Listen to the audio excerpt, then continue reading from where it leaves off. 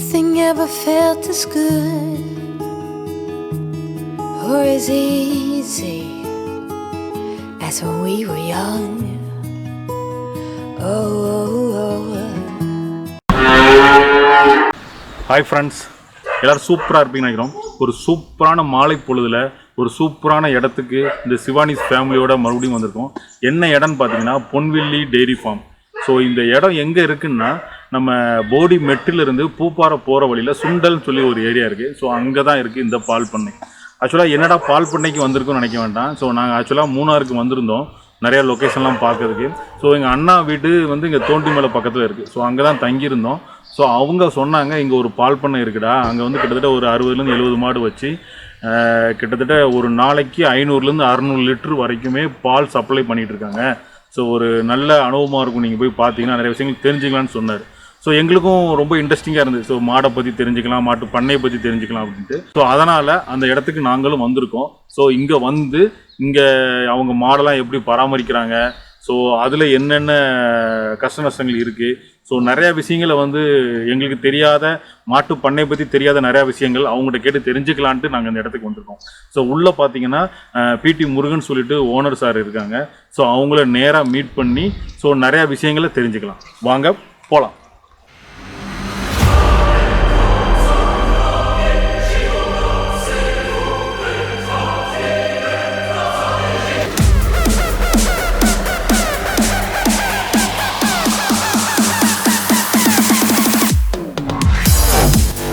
இப்போ எங்கள் கூட பார்த்தீங்கன்னா அவங்க அந்த பொன்வில்லி டெய்ரி ஃபார்மோட ஓனர் வந்து மிஸ்டர் பிடி முருகன் சார் இருக்காங்க. ஸோ அவங்ககிட்ட இந்த பண்ணையை பற்றி எல்லா டீட்டெயிலும் கேட்டு தெரிஞ்சுக்கலாம். சார் வணக்கம். நீங்கள் சொல்லுங்கள், இந்த பண்ணை எப்போ ஸ்டார்ட் பண்ணீங்க? நான் 2013 இந்த பண்ணையை ஆரம்பித்தேன். இந்த பண்ணையை ஆரம்பிக்கும் போது ஒரு சுய தொழில் வேணுங்கிறதுனால ஒரு சின்ன ஒரு பண்ணையாக ஒரு 10 மாட்டில் ஆரம்பித்தேன். ஆனால் அதனுடைய தொழில் வந்து நம்மளுக்கு செட் ஆனதுனால ஒரு லாபகரமான தொழிலாக இருந்துச்சு. அப்போ சில பேர் கொஞ்சம் விரிவாகப்படுத்தலாம்னு இப்போ ஒரு 70 மாடு வரைக்கும் 70 மாடு வரைக்கும் வாங்கி இப்போ பால் உற்பத்தி பண்ணி இந்த பஞ்சாயத்து உட்பட்ட பிரதேசங்கள் முழுவதிலையும் நாங்கள் ஆளுநருக்கு சப்ளை பண்ணி. இது எந்த பஞ்சாயத்துக்கு உள்ள? சாந்தமர கிராம பஞ்சாயத்து, இடுக்கி ஜில்லாவில் சாந்தமர கிராம பஞ்சாயத்தில் இருக்குது.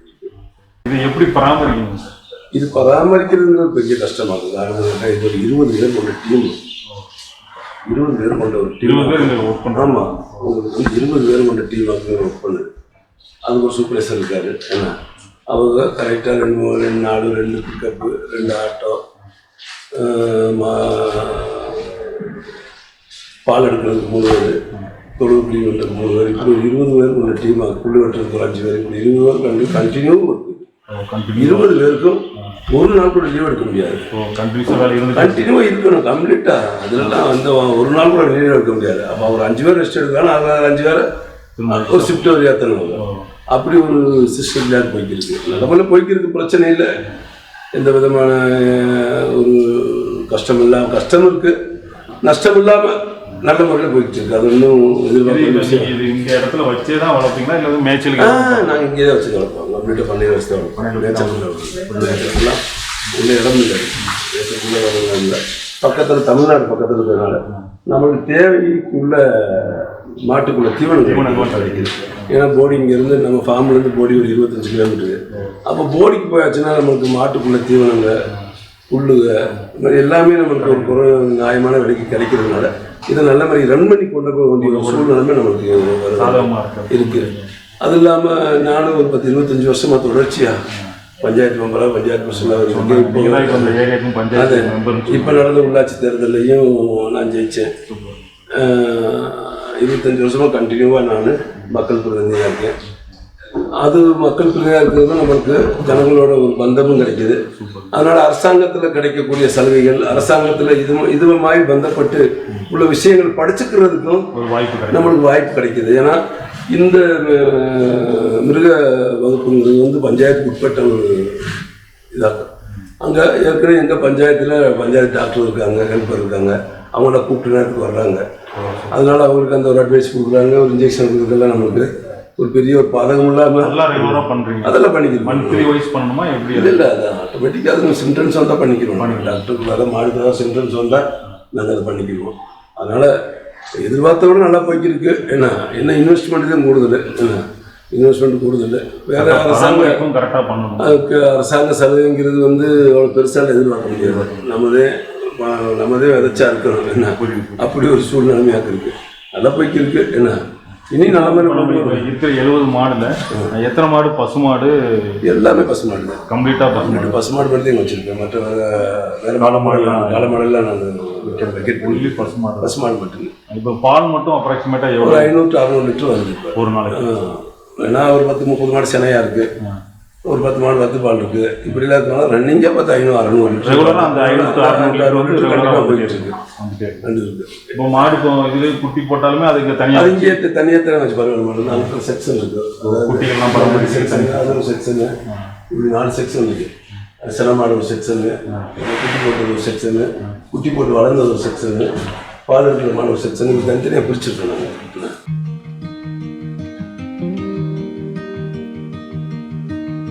Say something that will make my day, 'cause these memories of her won't go away. They're haunting me so I can't sleep. She was a pretty little liar who cut me deep, 'cause she left me here alone. Now my bed feels just like cobblestone. Oh, where did she go? Oh, was I supposed to know that she'd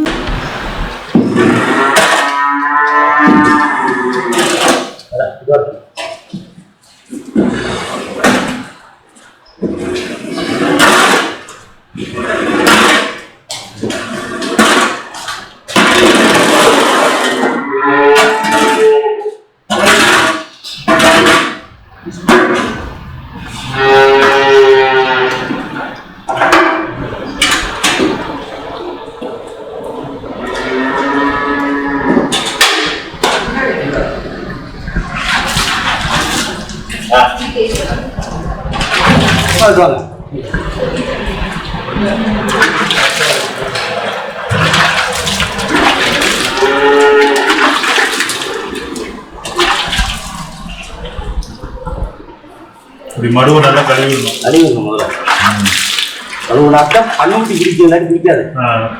அது சாண சுமல் வாட இடத்துல அது பிடிக்காது. கழுவிட்டாதான் கண்ணு பிடிக்கும். சுத்தம் இருக்கணும்ல. அப்படி குடிக்க விட்டு நம்ம கண்ணு குடிக்காத நோய் பாதிக்கும். சனத்தோட குடிக்காத ஒன்றும் தெரியாது. சனத்தோட குடிக்கும். அதுக்கு நோய் அதுக்குதான் பரவாயில்லைங்க. நம்ம குழந்தைங்க பார்க்கலாம். ஆமா.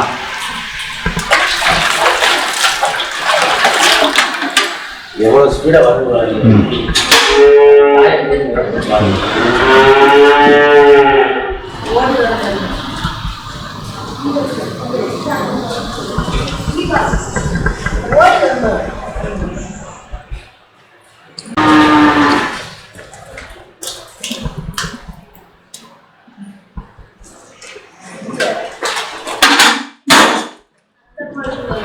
அதோட பண்ணதா அடுத்த பாட்டு போறாங்க.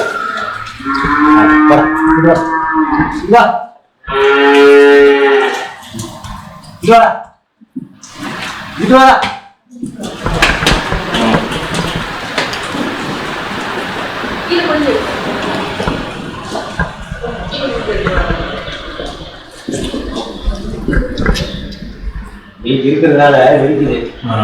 அதை புதுசா வந்துருக்காங்க.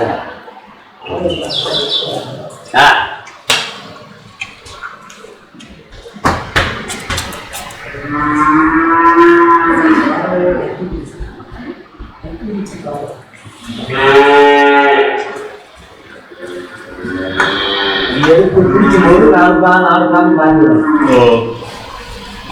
அது ஒரே குடிக்காதுல்ல. 4 காம்பில் மாற்றி விட்டாலும் சோப்புகள் நல்லா இருக்கும் மாதிரி. Super super. 4 காம்புலையுமே குடிக்க விடுவீங்க? குடிக்க விடணும். ஆமா, கண்டிப்பா விட்டாலும்.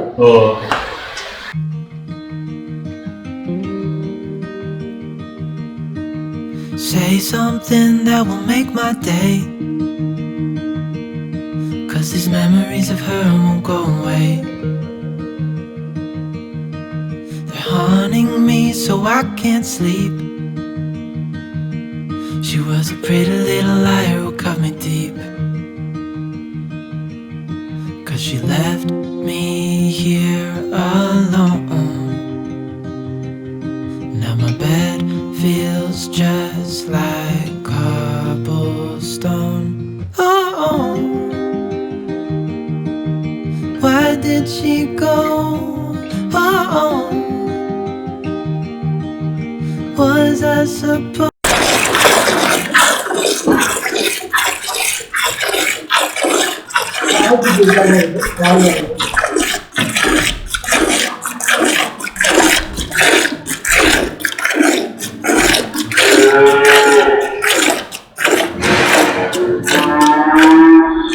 போகுங்களா? சரி.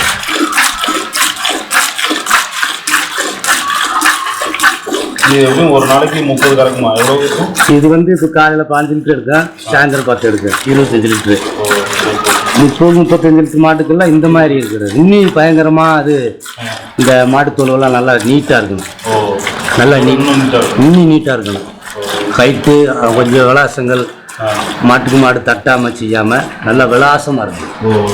கேப் இருக்கணும். மாட்டுக்கு நிறைய கேப் விட்டு தனியாக மாதிரி இருக்கும். கேப் இருக்கணும். அப்புறம் இன்னும் நல்லா திடகாத்தமாக நல்லா ஆரோக்கியமாக இருக்கும். பசுக்களுக்கும் ஆரோக்கியம். நம்ம பராமரிப்பு நல்லா கவனமாக பார்க்கணும். அந்த மாதிரி மாடுகள் 35 லிட்டர் வரைக்கும் கிடைக்கிற மாடு. ஆமாம், அந்த மாடு நல்லா பராமரிப்பு நல்லா இருக்குன்னா கவனமாக பார்க்கணும். பசு மாடு பார்க்குறவங்க வந்து தனக்கு கவனமாக பார்க்கணும். பசு மாடு பார்த்தோம்னா அதுக்கு தகுந்த மாதிரி இதில் செய்யணும். பராமரிப்பு எல்லாரும் பால் எடுத்துட்டு பால் எடுத்து மூடி க்ளீன் பண்ணிடணும். மறுபடியும் குட்டி கொடுக்கணும். இருக்கிற வாழை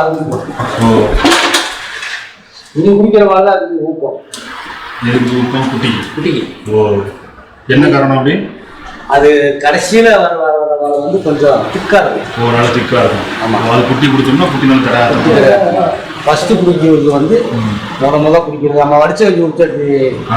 கடைசி நல்லா திக்காக இருக்கும், கட்டியாக இருக்கும். அந்த மாதிரி சூப்பர். அது கொழுப்பு சத்து மற்ற மாட்டுடைய இதழ் சத்து பூராமே அதில் இருக்கும். இப்போ எடுத்த பால்லையும் இருக்கு. இதில் 75% இருக்கு, அதில் 100%. அப்போ இது வந்து இந்த குட்டி வந்து உங்களுக்கு வந்து பராமரிப்பு பண்ணிட்டோம்னா அது 18 மாதத்துல இது ஒரு தாயாயிடும். 18 மாசத்துல 16 மாசம் அல்லது நல்லா வளர்த்தோம்னா 16 மாசம் 16 மாசத்துல இது ஒரு தாயா இது ஒரு தாய்க்கு வந்துடும். அந்த பக்கத்துக்கு வந்துடும். ஆமா, 18 மாசம் 16 மாசத்துல இந்த குட்டியானது மறுபடியும் செனைக்கு நோக்கமாகி இதுக்கு இன்ஜெக்ஷன் இட்டு அடுத்த ஒரு 9 மாசத்துல இது ஒரு தாய். 18 மாசத்துல அது பருவத்துக்கு. ஆமா, நல்லா பராமரிப்பு பண்ணணும் அந்த குட்டியை. நல்லா அதுக்கு வரைக்கும் நல்லா பார்த்துக்கணும். 3 மாசத்துக்கு ஒரு அதுக்கு ஒரு டேப்லெட் கொடுக்கலாம். உள்ள வகுத்துக்குள்ள ஏதாவது கீழ் பூச்சிகள் கிருமிகள் அதுக்கு அட்டாக் ஆகும்ல. தாய்ப்பால் குடிச்சதுனால அந்த பல தீவனங்கள் தீங்க அதுக்கு பூராமே மெடிசன் கொடுக்கணும், டேப்லெட் கொடுக்கணும். 6 மாதத்துக்கு ஒரு டேப்லெட் கொடுக்கணும், வருஷத்துக்கு ஒரு டேப்லெட் கொடுக்கணும். அப்படி பராமரிப்பு பண்ணி வந்தோம்னா 16 அல்லது 18 அது ஒரு தாய்க்கு பருவத்துக்கு. அப்படி வாழையடி வாழையா வந்தாத்தான் நமக்கு லாபம். புரியுது. ஸோ இப்போ இது எல்லாமே நம்ம மாடை எப்படி பார்த்துக்கிறோம் அதை பொறுத்து தான் இருக்கு. ஆமாம், வெறும் பண நோக்கத்தில் மட்டும் பண்ணாலாம் ஜெயிக்கும். லாபத்துக்காக மட்டும் பசுமாடு வளர்த்தோம்னா அதுக்கு ஜெயிக்க முடியாது. அப்புறம் நம்ம மாடுகளை பூரா இறந்துருவோம். கண்ணும் கருத்துமா பார்த்து மேற்கொண்டு ஒரு மாடு 1 லட்ச ரூபா போட்டு வாங்குறோம்னா இப்படி பெண்குட்டிகளா போட்டுச்சுன்னா அதுவே நமக்கு லாபம். அடுத்து அது ஒரு தாய் வந்துருதுல. அப்போ இது ஒரு 2 குட்டி போடும்போது இது அடுத்தடுத்த வாழையடி வாழையா வந்துருதுல. அப்போ ஒரு மாடு பசு மாடை வந்து 5 குட்டி 6 குட்டி போட வச்சுக்கலாம். நல்ல திடகாரத்தமாக பார்த்தோம்னா 5-6 இதுக்கு வச்சுக்கலாம். ஒரு குட்டி வந்து நமக்கு 5 இது கிடைக்குது. 5 பிரசவம் அல்லது 6 பிரசவத்துக்கு வச்சுக்கலாம் ஒரு மாடை. அதுக்கப்புறம் அதுக்கு வயசாயிடும், அந்த பசுவுக்கு வயசாகும். அப்போ நம்ம திடகாரத்தமாக பார்த்தோம்னா இன்னும் 2 பிரசவத்துக்கு சேர்த்து வச்சுக்கலாம். அப்புறம் யாராவது கேட்டாங்கன்னா குறைச்சி 2 வித்துக்கிற வேண்டியது. அதுதான் ஆட்டோமேட்டிக்காக இதாகிடும். அதான் ஒரு கணக்கு. இப்போ உள்ள மாடுகளுக்கு பூராமே கலப்பணம் தானே. கலப்பணம் தான். எங்கே ஒரிஜினல் நாட்டு மாடு இல்லை. ஆமாம், நாட்டு மாடு வந்து ஒரு 2 லிட்டர் 3 லிட்டர் இருக்கும். அதுதான் கிடைக்கும். இது 15 லிட்டர் 20 லிட்டர் இருக்குதுல்ல. இப்போ எல்லாமே இதுதான் விரும்பி வளர்க்குறாங்க. ஆமாம், பாலுக்கு விரும்பி வளர்க்குறது. நாட்டு மாடை வந்து விரும்பி வளர்க்குறவங்க கிராமத்துல இருக்கவங்க வளர்க்குறாங்க. இந்த மாதிரி பண்ணை அப்படிங்கிற வைக்கிறது வந்து ஆமா இந்த மாடு பால் பற்றாக்குறைனால இப்படி மாடுகளுக்கெல்லாம் வளர்க்க வேண்டியா இருக்கு. நம்ம ரைஸ் முந்தைய அளவான சாப்பிட்டு இப்போ எவ்வளவு ரைஸ் கிராஸ் ஆயிடுச்சுல, அந்த மாதிரி தான் இதுதான் வந்துருச்சு. இங்க இருக்கிறது எல்லாமே கலப்பின மாடு, எல்லாமே கலப்பின மாடு. இது ஃபுல்லாவே மாட்டு தீவனம் வச்சிருக்கீங்க. மாட்டு தீவனம், கவுரு, மாட்டுக்கு அந்த மூக்கெல்லாம் கயிறு, மெடிசன், மருந்து எல்லாமே இந்த ரூம்ல. சால்ட்லாம் நிறைய இருக்கீங்களா? சால்ட் கொடுக்கணும்ல, அதுக்கு கொடுக்கணும். பசுமாட்டுக்கு உறுதியா சால்ட் கொடுக்கணும். செமிக்கக்கூடிய சக்தி அப்பனாத்து இருக்கு. வெறுமாலே கொடுக்கணுமா எப்படி? தண்ணியில கலந்து சாப்பாடு கலக்கும்போது அதோட சேர்ந்து கலந்துருவீங்க. சாப்பாடு கலக்கும் போது அது கூட சேர்ந்து உப்பும் கலந்து. நம்ம சாப்பாடு சாப்பிடும்போது உப்பு போட்டு சாப்பிடுறோம்ல, அதே மாதிரி கொடுத்து.